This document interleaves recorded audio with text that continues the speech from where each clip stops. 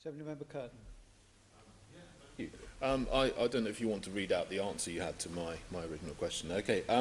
Well, it's good that you say that there shouldn't be a second referendum, because that's absolutely the case. We've had a referendum, and the people of the country voted to leave the European Union, and also to leave the single market, and also to leave the customs union as well. And do you acknowledge that the people of the United Kingdom as a whole were right, and people who in the political sphere, such as you, who may disagree with the people, need to respect the vote and the will of the people in our democracy? Chair, I mean, the reason why Mayor's question time can sometimes be frustrating for me, let alone for you, is often questions are based on false premises.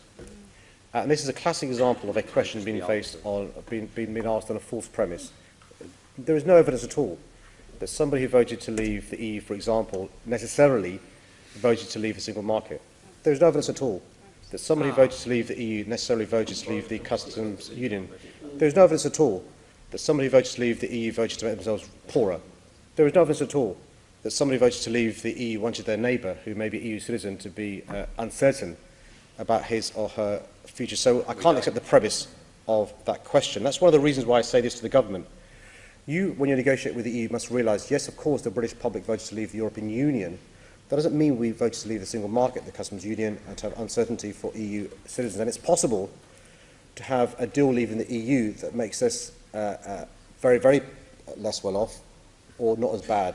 And the research we've published from independent economists at Cambridge Econometrics shows, of the 5 options before the government, hard Brexit, no transition, leading to transition with single market customs union, the one that's best for us is on this extreme. Well, UKIP may not like it. Well, Mr. That's Mayor, the evidence. Mr. Mayor, you talk about false premises, and you talk about your report from Cambridge Econometrics, but I mean the whole report and the scenarios that you've talked about is actually based on assumptions which are unknowable. On page 6 of your report, it says it was assumed that if we stay in the EU, that there would be a 1.9% growth in investment over the period 2021 to 2030. But then it was assumed that if we leave, that growth in investment would be 1%.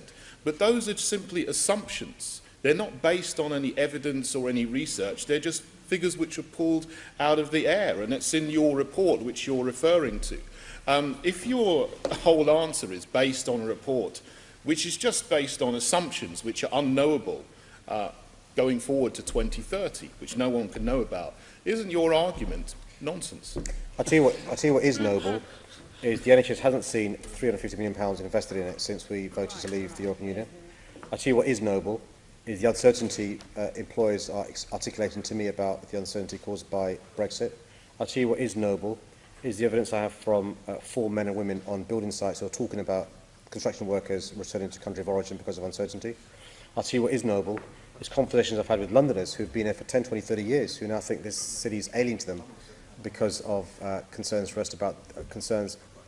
they have about their future status in this country. Well, Mr. Mayor, what's also I'll tell you what is knowable is the fact that this government has got no plans in relation to what happens if they can't reach a deal. We know, Mr. Mayor, that there's been more direct investment into the UK in 2017 than in any previous year. So despite, because of the referendum, I would argue that there is a lot of confidence in the UK going forward. People are looking forward to the wealth and prosperity and freedom it will bring, and looking forward to Brexit Day. Well, and okay, time.